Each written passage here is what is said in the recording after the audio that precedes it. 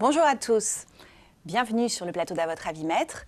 Au sommaire, aujourd'hui, nous allons parler de droit de la famille et plus spécifiquement de pension alimentaire pour les enfants. Dans notre jargon juridique, nous appelons ça la part contributive destinée à l'entretien et à l'éducation des enfants. C'est un sujet qui est très important car aujourd'hui, malheureusement, il existe de plus en plus de familles monoparentales pour lesquelles la façon d'élever les enfants n'est pas évidente sur le plan matériel et surtout dans ce contexte de crise actuelle. Alors, la pension alimentaire, c'est une obligation naturelle, le fait de devoir contribuer aux besoins des enfants, qui préexiste avant toute règle de droit. Dans le mariage, dans la vie commune, les parents contribuent directement à leurs besoins de leurs enfants en fonction bien sûr de leurs capacités. En matière de séparation, le parent qui a la garde entre guillemets des enfants, c'est-à-dire chez qui la résidence habituelle de l'enfant est fixée, continue de contribuer directement aux besoins de ses enfants, alors que l'autre parent doit verser une pension alimentaire. Il s'agit donc d'un sujet pratico-pratique qui intéresse un grand nombre d'entre vous. On va aborder aujourd'hui la question sous un maximum d'angles, tels que comment est-ce qu'on évalue une pension alimentaire, comment est-ce qu'on la révise, comment est-ce qu'on la paye, on l'indexe, etc. Et pour ce faire, j'ai le plaisir de recevoir aujourd'hui Maître Nicolas Mattei, un confrère du barreau de Nice, de mon barreau. Bonjour Maître Mattei, bonjour. Merci d'être là. Vous êtes à Menton, vous exercez à Menton.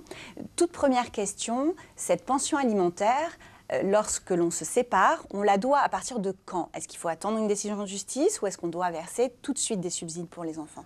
Alors, comme vous l'avez rappelé très justement, effectivement, il y a une obligation naturelle en matière de part contributive pour ces enfants. On n'a pas l'obligation d'attendre une décision judiciaire pour la payer. Spontanément, j'ai des papas, parce que généralement ce sont les papas qui n'ont pas la résidence de l'enfant ou des enfants, qui la versent très spontanément en me disant de toute façon c'est pour mon enfant et il a des besoins, j'en suis conscient. Sur le principe, effectivement, on n'y est pas tenu à partir du moment où on se sépare. Il y a une décision judiciaire qui doit intervenir pour ce faire, mais c'est toujours mieux d'arriver devant un juge en montrant en quelque sorte sa bonne foi et le respect de ses obligations familiales, en disant voilà, j'ai commencé à payer ma prestation alimentaire. Après, la question de savoir son montant, c'est autre chose. Oui, on pourra l'affiner après, mais en tout cas, sur le principe, il faut commencer évidemment tout de suite, avant toute décision en justice. Comment est-ce qu'on évalue le montant justement de cette pension alimentaire au vu des textes de loi, au vu de la jurisprudence qui se reporte, enfin qui s'applique en application de ces textes de loi? Alors, naturellement, il y a des textes de loi, mais qui ouvrent finalement une interprétation au juge et une appréciation souveraine assez large. Et au final, on se rend compte que les juges d'affaires familiaux font assez de cas par cas. Donc, c'est une application très concrète, hein, finalement, par rapport aux revenus et charges du parent concerné que vont faire les juges par rapport au texte qui est visé. Mais donc, capacité, ressources, charges, combien est-ce qu'ils dépensent, quels sont disponibles. Également, l'analyse aussi des ressources et des charges de l'autre parent, du bénéficiaire de la pension alimentaire, et puis aussi des besoins de l'enfant qui peuvent varier en fonction de son âge. Depuis 2010, il existe une table de référence des pensions alimentaires destinées aux enfants, c'est un barème qui avait été élaboré par un collège d'experts et de magistrats sur des données économiques et on a analysé combien coûte en gros un enfant selon les ressources du parent débiteur d'aliments. Alors le mérite de cette table, c'est d'essayer en tout cas de permettre d'harmoniser les décisions de justice dans leur montant en vertu d'un seul outil mathématique. Le problème, c'est qu'il ne faut pas statuer qu'au vu de ce barème, qui n'est qu'indicatif, nous le soulignons bien. Est-ce que dans votre pratique, vous trouvez que les magistrats l'appliquent de manière généralisée? Et vous, comment est-ce que vous vous en servez dans votre exercice quotidien? Alors, je vais repartir voilà, de la fin de la présentation en disant, quand les personnes viennent me voir, alors, il y en a qui sont informés qu'effectivement il y a une table de référence. Je l'ai très vite accessible et je leur explique qu'effectivement c'est vraiment indicatif. Le problème de certains parents, c'est qu'ils prennent ça un petit peu pour argent comptant et ils pensent que du coup ils ne doivent que cette somme-là. Le juge après, quand malheureusement se pose la difficulté, on est obligé d'aller devant le magistrat pour la fixer.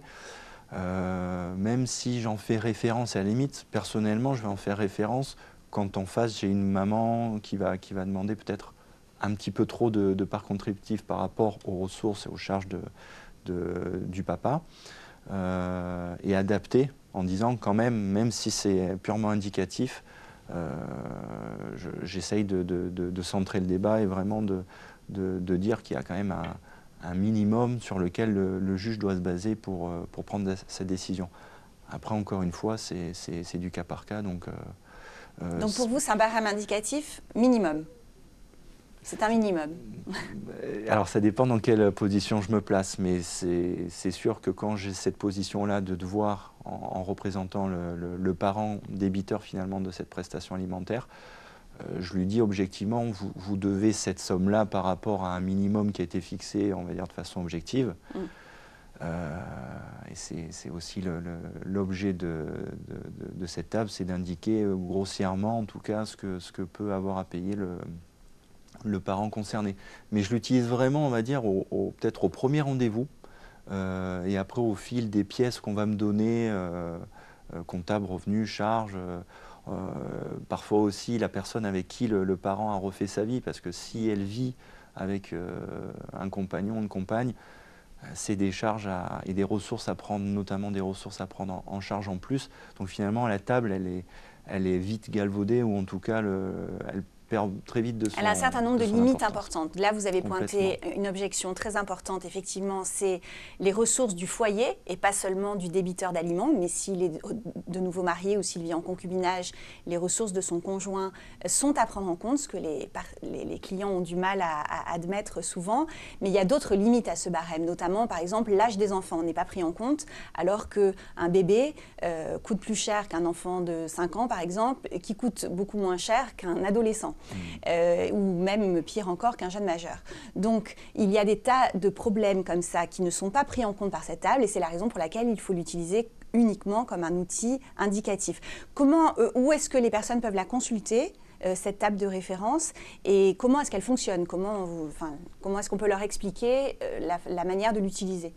Bon, très simplement, pour aller la consulter, vous tapez dans un moteur de recherche, vous la trouvez assez Barème de facilement. pension, voilà, sur le site du ministère de la Justice alliée. Oui. Pour l'utiliser, elle est très sommaire en vérité, hein, parce que vous avez, c'est comme les tables de multiplication, hein, on tombe sur le bon chiffre en croisant finalement le nombre d'enfants et les modalités pour la résidence, hein, en fonction que ce soit la résidence habituelle chez un des deux parents, si c'est alterné, parce qu'on peut aussi être condamné à payer en cas de résidence alternée, et par rapport aux ressources. Donc quand on arrive au montant qui correspond à notre cas, on a une idée, mais c'est vraiment une idée. Donc en fait, il y a 3 colonnes. Il y a résidence alternée, droit de visite et d'hébergement classique, un week-end sur 2, la moitié des vacances scolaires. Et la 3e colonne, c'est temps réduit, notamment quand on est éloigné, qu'on a les enfants que pendant les vacances ou qu'on ne les voit pas pour des raisons autres. Et donc il faut regarder dans ces 3 colonnes, et vous l'avez dit, en fonction du nombre d'enfants, 1, 2, 3, 4, je ne sais plus combien il y en a, il y a à peu près 5 je crois, et plus, ce sont les enfants en général, pas forcément de la cause en question, mais même si on a des enfants d'une ancienne union, on les comptabilise dans cette colonne, et à ce moment-là, ça donne effectivement le chiffre en regard. Alors, très récemment, une décision de la Cour de cassation du 23 octobre 2013 vient de rappeler un petit peu à l'ordre les magistrats par rapport à l'utilisation de cette table de référence, et semble venir dire qu'elle ne devrait plus être d'application si systématique. Est-ce que, d'après vous, cette motivation, cette jurisprudence est si surprenante que cela? Est-ce qu'il ne fallait pas un petit peu s'y attendre? Effectivement, c'est vrai que la facilité des magistrats à utiliser cette table était de nature à finalement avoir une décision de ce type. On ne peut pas effectivement se fonder uniquement sur un tableau de référencement aussi succinct qu'il est, hein, parce que même s'il est très pratique d'utilisation, en vérité, il correspond bien souvent pas du tout aux circonstances du cas. Après, l'effet pervers aussi d'une décision comme ça, c'est que peut-être que les magistrats vont l'utiliser, mais en officialisant un petit peu moins le... Voilà, c'est ça le problème. Ce qui faisait d'ailleurs avant que cette table de référence n'existe auprès du grand public, il existait déjà des barèmes, sauf qu'ils n'étaient pas accessibles. On ne pouvait pas parler la même langue, on va dire. Et donc, il vaut mieux quelque chose de transparent. Et c'est vrai que cet outil a le mérite d'exister. Il est perfectible, comme n'importe quel autre outil, mais il serait bon peut-être de l'améliorer et de continuer à l'utiliser à côté du reste. C'est ce que demande la loi d'ailleurs, c'est-à-dire de prendre en compte l'ensemble des paramètres, vous l'avez très bien dit, pour pouvoir statuer au cas par cas. Parce qu'une décision de justice, ça ne peut pas être quelque chose d'automatique, d'uniforme, mais apprécier in concreto, comme on dit. Oui, tout à fait. Je pense que au moins le mérite de cette décision, ce sera effectivement de ne pas cantonner les juges à trop de facilité à prendre, à faire finalement que des mathématiques, hein, parce qu'il faut voir aussi dans un cas judiciaire, forcément de l'humain, encore plus en droit de la famille, même si on parle d'argent, il y a tout un tas de facteurs qui rentrent en compte. Donc c'est pondérer un petit peu leur appréciation souveraine, avec certes cette table-là, et puis les éléments comptables qui seront en leur possession, et peut-être moins dans la motivation du juge quand il rend sa décision, d'être un petit peu plus équilibré dans effectivement tout l'éventail de possibilités qui sont offertes à lui pour se déterminer. Donc, c'est-à-dire, ne vous reposez pas que sur cette table-là, il y a plein d'autres critères. Voilà, là, je crois que le message a été bien passé et bien rappelé par la Cour de cassation récemment. Alors, une fois qu'on a arbitré, qu'on a arrêté ce montant, comment fait-on pour faire respecter la décision de justice vis-à-vis des débiteurs quelque peu récalcitrants, car il en existe? Oui, malheureusement, hein, ça c'est au détriment des enfants. Hein. J'ai trop de parents qui me disent, ou alors qui me disent concrètement qu'ils ne vont pas recouvrer cette somme-là parce que l'autre parent ne veut pas payer. Ou alors j'ai effectivement la personne qui dit, moi je ne lui donnerai rien parce que je ne veux pas qu'elle l'utilise pour son confort personnel ou quoi que ce soit. Il faut bien comprendre que ces sommes-là, de toute façon, peu importe l'utilisation, mais s'il n'y en a pas, ils manqueront à l'entretien et l'éducation des enfants. Ce qui est très bien fait à mon sens, hein, c'est les explications qui sont fournies dans la décision. On vous explique très simplement les façons d'obtenir ces sommes-là. C'est justement en cas de mauvaise volonté du débiteur. Normalement, on met en place ou soit on fait un chèque avant tous les 5 du mois, ou soit on met en place un virement permanent. C'est beaucoup plus facile et au moins ça évite le contact entre les parents. Après, effectivement, si on se heurte à des débiteurs qui sont récalcitrants à payer, les décisions étant encore une fois bien faites, on vous explique très bien que vous avez tout un tas de saisies possibles par huissier de justice pour contraindre la personne à vous payer.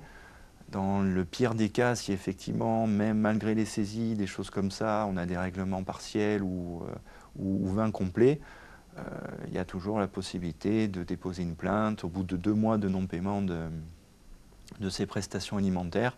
Personne n'est poursuivi pour abandon de famille. Alors le délit est assez, peut-être, le terme en tout cas est assez fort, et je pense que ça permet aussi aux personnes de prendre compte, de réaliser l'importance de ces prestations-là. Mais c'est vraiment dans des cas extrêmes de non-paiement, on va dire, pour aller au bout du raisonnement et pour se faire régler. Après, c'est vrai que le recours à l'abandon de famille, donc c'est un dépôt de plainte, soit auprès de la police, soit auprès du parquet, soit sur citation directe, c'est-à-dire que la partie civile saisit directement le tribunal correctionnel.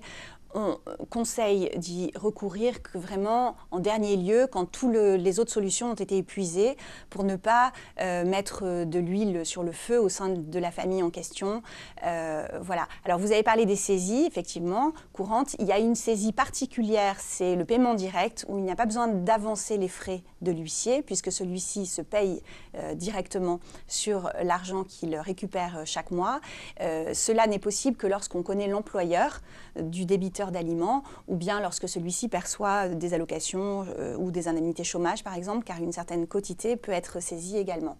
Et là, on est sûr d'être payé. Maintenant, pour un tas d'autres débiteurs qui sont artisans, professions libérales, c'est plus compliqué de récupérer l'argent aussi simplement que cela. On doit indexer cette pension alimentaire. Est-ce que vous pouvez nous expliquer comment on doit le faire? Car là, souvent, il y a un défaut d'information sur cette question. Alors là encore, Les parents, en fait, ont tout simplement à faire référence au jugement ou à l'ordonnance qui a été rendue par le juge des affaires familiales. Tout est inscrit et même le mode de calcul. On vous explique qu'il faut faire une règle de 3 en prenant le nouvel indice, l'ancien indice, faire une multiplication, une division avec le montant qui avait été préalablement fixé. On a presque plus besoin de nous pour c'est très simple. Même si on n'a plus la décision, on peut la trouver très facilement là aussi sur le site du ministère de la Justice pour retrouver le mode de calcul et surtout les indices en question, les tableaux d'indices, parce que ça, il faut quand même s'y référer, on ne peut pas les connaître par cœur. Oui, la décision indique les indices enfin l'indice en question pour ce mode de calcul. Vous allez sur l'INSEE par exemple, vous cherchez bien votre indice, le montant dont la partie a été condamnée. Le calcul finalement est assez simple. Il faut le faire, alors ça dépend des décisions judiciaires, mais généralement c'est une indexation annuelle, on l'a à faire chaque année. Et ce n'est pas, il faut le préciser quand même, parce que le débiteur souvent vient me voir en me disant « on ne me l'a pas demandé ». Voilà, bien souvent, monsieur, en fait, c'est à vous de le faire spontanément, c'est pas au créancier de vous solliciter. Il ne faut pas attendre qu'on vienne de nous le demander, il faut le faire spontanément. Ça, c'est vrai aussi que c'est un problème et que ça a du mal à rentrer, on va dire. Lorsque cela n'a pas été fait, ce qui est très souvent le cas, comment peut-on récupérer l'arriéré? Combien de temps en arrière? Alors, en matière de prestations alimentaires, il y a une prescription quinquennale, donc de 5 ans. Arriérés ou impayés ou paiement partiel peuvent être naturellement demandés 5 ans en arrière. Ouais. D'accord. Jusqu'à quel âge doit-on payer la pension alimentaire? Quel âge de l'enfant, bien sûr? Alors, bien souvent aussi, c'est une idée reçue. On n'attend pas forcément la majorité d'un enfant pour cesser de payer une part contributive. Moi, j'essaye d'expliquer qu'en vérité, l'âge, même si ça compte, comme vous l'avez très justement rappelé, pour les besoins, en tout cas de l'enfant quand on doit la payer, en vérité, il n'y a plus véritablement de date péremptoire au-delà de laquelle on n'est plus tenu à son obligation alimentaire. Certes, la majorité est un élément important, mais bien souvent, les enfants derrière font des études.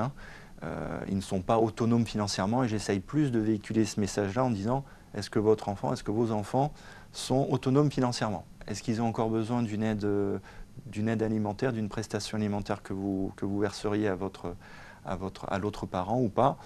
Et c'est vrai que dans bien des cas, en vérité, on a des enfants qui font des études, au moins 2 ans, voire de longues études. Donc il faut continuer à aider ces enfants. Et encore une fois, puisque les juges ont un petit peu pris en main aussi cette difficulté-là, le précise dans les décisions, en disant voilà, vous y serez tenu jusqu'à la majorité d'enfants et en cas de poursuite d'études sérieuses ou tant que l'enfant ne sera pas autonome financièrement. Voilà, d'études sérieuses parce qu'effectivement, il ne faut pas indiquer qu'on fait des études, par exemple, 5 premières années de médecine. Là, ça ne va pas convenir. Il ne faut pas que ce soit dilatoire, il faut que ce soit sincère, il faut que les enfants démontrent qu'ils mettent en œuvre toutes les possibilités pour y arriver. Et en cas inverse, c'est-à-dire d'enfants qui ont le syndrome Tanguy et qui exagèrent et qui ne travaillent pas, même pas de petits boulots, etc., là, les parents débiteurs de pension alimentaire ont la possibilité quand même de se manifester pour dire qu'il s'agirait de procéder autrement et peuvent arrêter de verser la pension alimentaire. Alors, question aussi souvent des parents débiteurs d'aliments, s'agissant des enfants majeurs qui doivent recevoir une pension alimentaire, c'est est-ce que je peux la verser entre ses mains directement ou est-ce que je suis obligée de passer par l'intermédiaire de l'autre conjoint dont vous avez rappelé tout à l'heure que les débiteurs avaient parfois du mal à verser. Si c'était pour l'enfant en direct, ce n'était pas un problème. En revanche, à l'autre parent, ça devient plus compliqué au prétexte de ce que vous avez dit, c'est-à-dire je sais que cet argent-là ne tombe pas entre les mains finalement de mon enfant. Ce qui n'est pas vrai, puisque vous l'avez dit tout à l'heure, c'est une contribution indirecte à autre chose. Si l'enfant vit chez ce parent, le parent dépense de l'argent en électricité, en eau, en nourriture, etc. Oui, alors effectivement, on a beaucoup de parents qui demandent à verser, c'est vrai, pas forcément à la majorité, mais même quand ils sont encore mineurs, directement à l'enfant pour être bien sûr qu'il utilise cet argent pour ces besoins-là. Bon, c'est vrai que c'est pas vraiment applicable quand ils sont pas majeurs. Quand ils sont majeurs, il y a toujours la démarche amiable de demander aux parents créanciers s'il est d'accord pour que cette prestation soit versée directement à l'enfant. À partir du moment où les parents sont d'accord, mais c'est valable pas forcément que pour les prestations alimentaires, hein, mais à partir du moment où les parents sont d'accord, en particulier dans ce cas-là, effectivement, le versement peut être fait directement entre les mains de l'enfant concerné. Et si les parents ne sont pas d'accord, c'est le juge qui statue. Et le juge, si l'enfant vit au domicile de l'autre parent, en général, continue d'ordonner que la pension alimentaire soit versée entre les mains de ce parent. En revanche, si l'enfant a son propre hébergement, parce qu'il suit des études dans une autre ville, par exemple, là, la demande est accueillie favorablement. Est-ce qu'on est déchargé de payer cette pension alimentaire lorsque l'on n'a plus de contact avec son enfant, c'est-à-dire lorsqu'on n'exerce pas d'autorité parentale conjointe, lorsqu'on n'exerce plus ou quasiment jamais son droit de visiter d'hébergement? Certains parents considèrent que puisqu'ils n'ont plus accès à l'enfant, ils n'ont pas besoin de payer de pension alimentaire. Alors malheureusement, ça aussi, c'est un cas assez récurrent, c'est-à-dire que le parent va se plaindre, bah, moi je l'ai pas très souvent, et même pour mes droits de visite et d'hébergement, je ne l'ai plus parce que la maman ne veut pas me donner les enfants, ou tout simplement ils ne veulent pas, ils sont adolescents, ils veulent un petit peu profiter de leurs copains. L'enfant il continue, ou les enfants ils continuent à manger, à grandir, à vivre, hein, tout simplement. Et il faut verser cette pension alimentaire. On fait trop souvent le raccourci, je ne les vois pas, je ne paie pas. C'est pas si simple que ça. Les dépenses, elles sont toujours là et vous devez toujours assurer ce paiement-là. Encore une fois, 2 mois de non-paiement en fonction de la personne qu'on a en face, mais ça peut très vite dégénérer en plainte et plus avoir de dialogue du tout entre les parents au détriment des enfants. Donc c'est pas du tout Il y a même des circonstances qu'il faut signaler dans lesquelles ce sont les parents qui sont créanciers d'aliments, qui ont droit à la pension alimentaire, qui y renoncent pour justement mettre une distance entre l'autre parent et les enfants. Donc c'est gravissime. Il ne faut jamais faire ça. D'abord parce que c'est souvent des familles, je le disais en préambule, monoparentales où les besoins financiers manquent cruellement.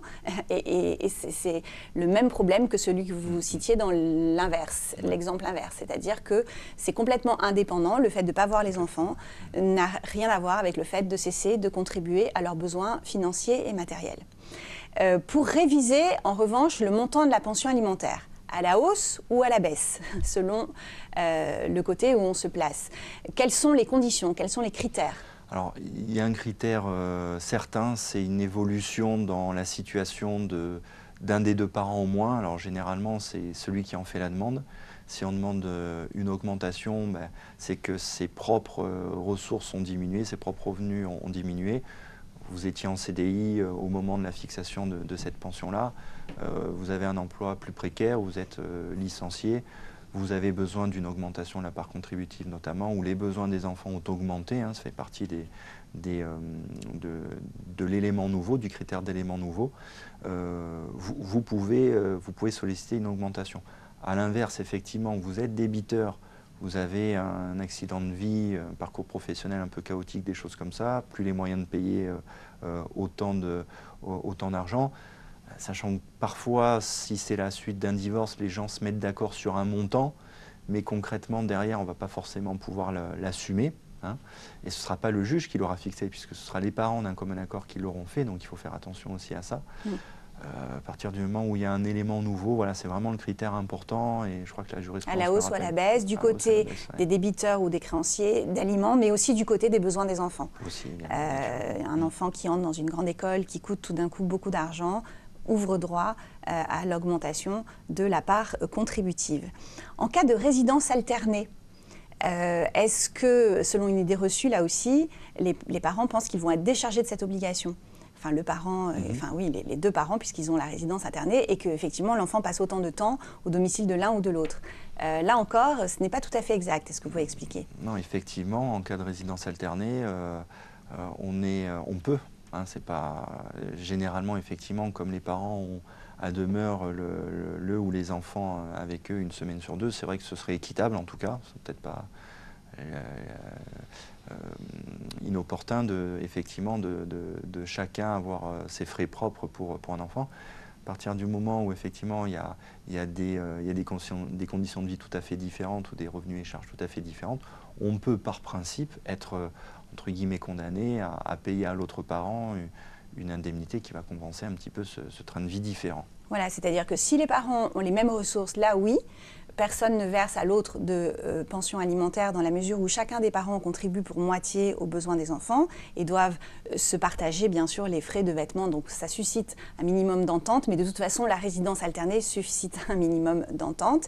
Et en cas de disparité dans les ressources, pour éviter, comme vous l'avez très bien dit, qu'un enfant soit défavorisé dans un domicile plutôt que dans un autre, il y a ce qu'on appelle le paiement d'une pension alimentaire dite partielle. Et d'ailleurs dans la table de référence dont on parlait tout à l'heure, on voit bien qu'il y a une colonne résidence alternée qui fixe un montant inférieur à celui qui est prévu dans la colonne droit de visite et d'hébergement classique, mais qui fixe un montant quand même. Voilà, je crois qu'on a fait le tour des questions les plus importantes sur le sujet. Merci beaucoup pour toutes ces explications claires et précises. Merci à vous de nous avoir suivis. J'aurai pour ma part le plaisir de vous retrouver le mois prochain, l'année prochaine, sur le plateau d'À votre avis maître pour un nouveau magazine. À très bientôt.